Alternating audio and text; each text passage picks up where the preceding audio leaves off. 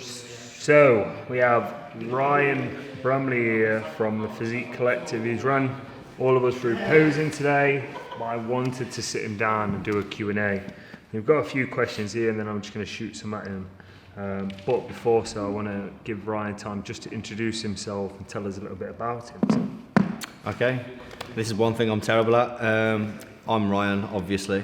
I am 27. I've been competing around the block since I was like 20. First of all, did fitness model, men physique, then went into junior. Always wanted to do classic. I was in junior for 1 year, obviously until I turned 24, did classic since. I am the resident posing coach for Physique Collective. $6.99 member site, go and sign up. Best information you'll ever get, other than the Fox, obviously. So yeah, my weekends are spent with posing classes, teaching clients, one-to-ones, writing routines down for everybody. Been really busy this season. We have racked up 21 wins and 2 overalls, I believe, this season through posing, which is a nice number to have. My first proper season doing it, to be fair.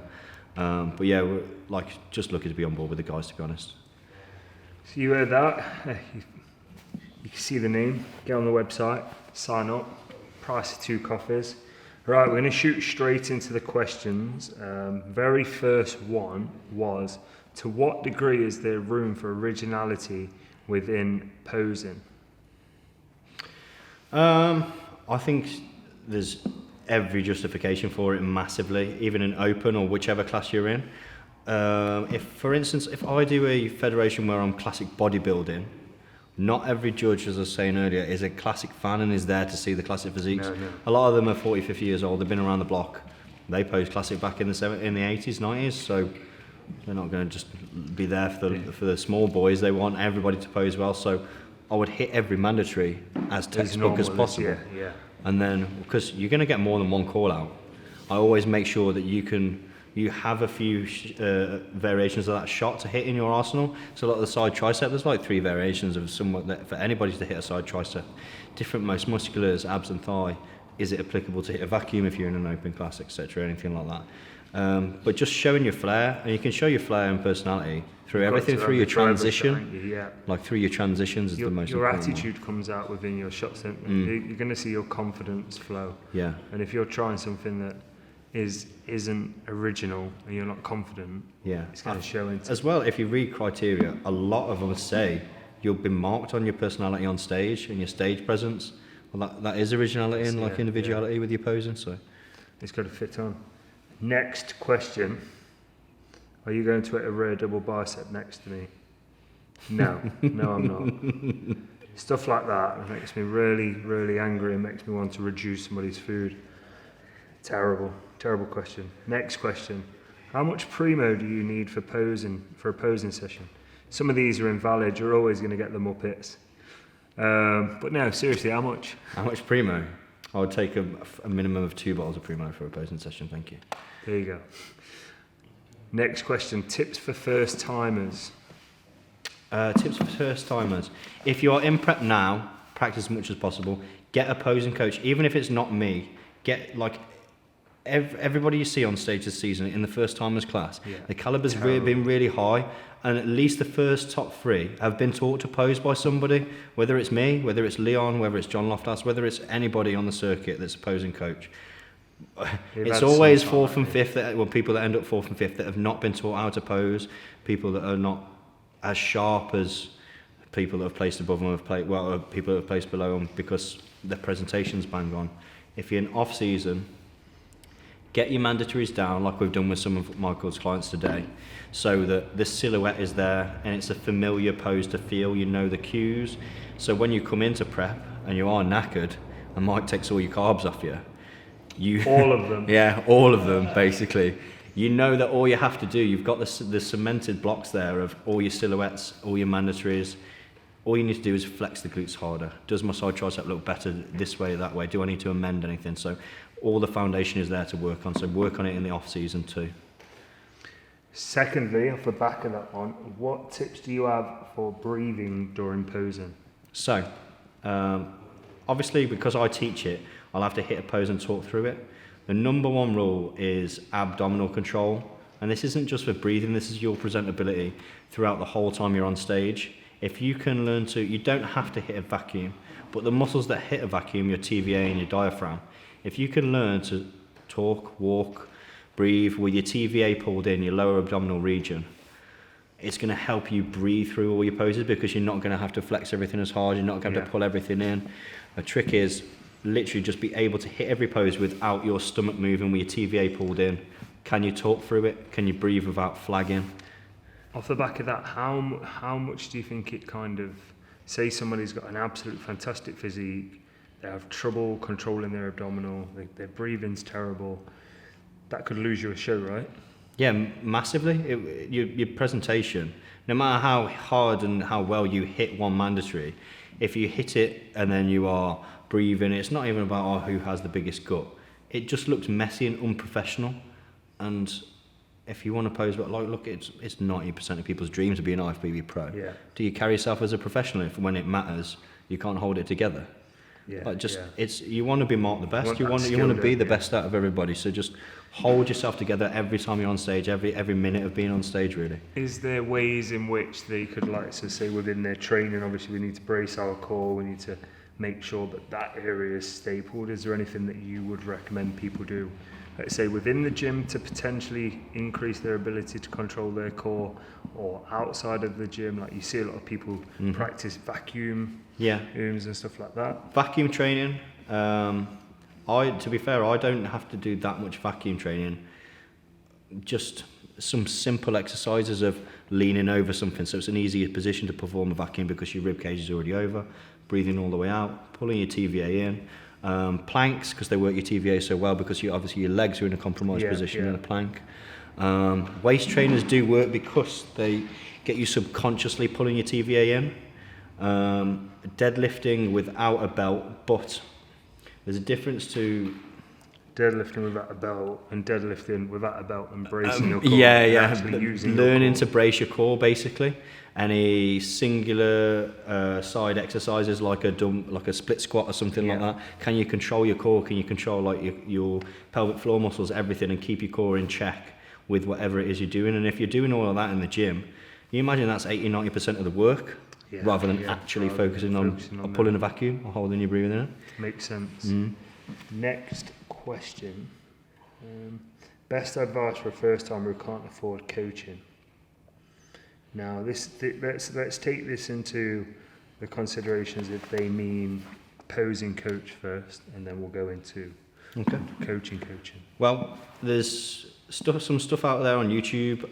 You can watch and learn. The number one thing I think is be honest with yourself of how you look in your pose.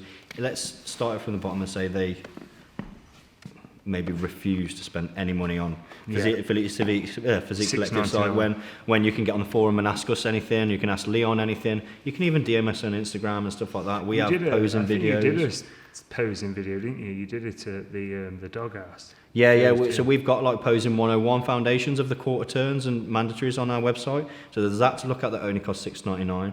There's the forum to ask me and Leon anything to do with posing. We've got a podcast coming out too. Instagram, reaching out to guys. But even if you break it down lower than that, be honest with your physique, like record yourself. Do you actually look the same as what you think you are when you're hitting stuff?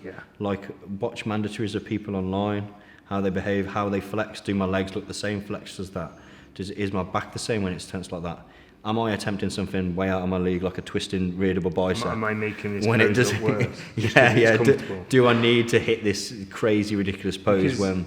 Ryan's just obviously put me through some posing prior to this, and there was positions that he had me standing and hold that felt A, not normal for me, and B, really, really hard to hold, whether that's a flexibility issue or I'm just not used to it. But I know from having that footage now that, every time I hit a shot, I closed my eyes, pictured how I felt, how awkward I felt, whether it was tightness at the hip, whether it was from my shoulder, or whatever. And I'll know now to kind of think, okay, stop lying to yourself.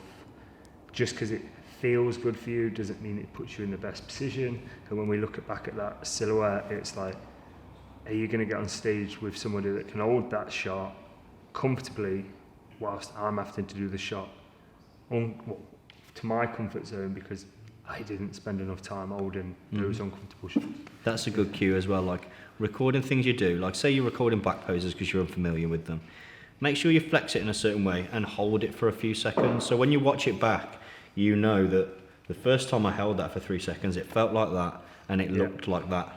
And then change it around, take a breath, hit it again and hold it a little bit different and just keep amending them, just self-improvement on your own posing, really. It was good. I reckon. Next one, best way to manage expectations. Expectations of posing, shall we say? Yeah, or I going think into we've a kind show. of discovered that. We just, in a way, you just touched on it in the sense that be real with your videoing, but then the judges are going to give you feedback, aren't they? What would your... I think expectations of yourself as well. That comes into play. Like, have you been to a bodybuilding show and seen what it's about? Have you seen like the presentation of everybody? Your expectations. You need to have taken everything in before you realise where you are. I think so. I think I've got certain clients. We went to PCA last week, and there was like a lot of people was really shook by the standards. In a let's say in a sense that there was high standards. Then they were shocked at some of the people getting on stage, and it was like, right, well, their expectations, in my opinion, sometimes come by the circle of people you keep. I've trained over the last 12 years, and I've seen and heard people big somebody up, and the minute they left the room, no, he's not ready. And I'm like, you've just blown smoke up his arse. And now his expectations of him doing well is so done by the people around him, because people aren't real. So it needs to be your own self-expectation, or hire someone like Ryan, like John Loftus, like whoever, that can actually give you a reality check in where you're at. And it's the same with like a normal coach. Pick someone who you think you're going to get along with really well. Pick someone who is keen to help you. Look at their aftercare, like me and Leon from the website too. Offer aftercare, so you'll pay for a session, and then say you've got a show in 8 weeks, 12 weeks. You then get unlimited support off WhatsApp from us. So we encourage you to send your check-ins, because we want it's our name to it. To be fair, it's the brand's name to it. So we want everybody to do as well as possible. And set yourself up so you can expect to do your best rather than expect to come first. Exactly. You need to expect like the best of yourself and ensure you get the best of yourself. Really, it's a very your best isn't the judge's best on that day. They may be looking for something else. So no matter how good you are, it's who else turns up. You could be the best in the world, but like, so you don't even put any expectations of you winning or placing. Like, some people will probably argue with that, but if you think about this as you do this for the love of the sport, you do this because you train so hard, you do this, you look up to your idols, whether they be IFBB pros or just somebody in your local circle that's doing well. Like, look at them and think, right, they're bringing their best, they're doing X, Y, Z. You can replicate that work ethic and that adherence to a plan, and then just see where your best is and just beat it on. It might not be your best over the next 10 years, but it is now, so just put that in. I also want to add as well, for someone that's been competing like maybe 7 years, like, you get to a point where you realise we live in a world now where everybody is as prepared as possible. So don't ruin it for yourself. Like, the best shows I've done are where I come out and I've literally had the best time backstage with who I've met. And that's expect to enjoy your show, expect to have fun, expect to have got there knowing you've done everything possible, turned over every stone, dropped every hammer, as they'll say. Gone to war. But literally just expect the best from yourself, and that means in a mental state of mind too. I think I'd like to touch on that again. Like, there's shows I've been to a few with Callum over the last few months at Two Bros, and you can see that there's guys that literally don't care what's happening on that day. They're there, they've done all the work, the rest is in the judges' hands. And then there's other guys that are simply like, if I was in Ryan's category, I'd be like, Ryan, what class you doing, mate? And then I'd be giving him daggers the rest of the day because he's in my class. Like, and they're always the ones that, if they don't do well as well, they throw their toys out the pram, like, and they hate the show day. Right, the last question is, how often should you pose or practice posing? Whatever you want to.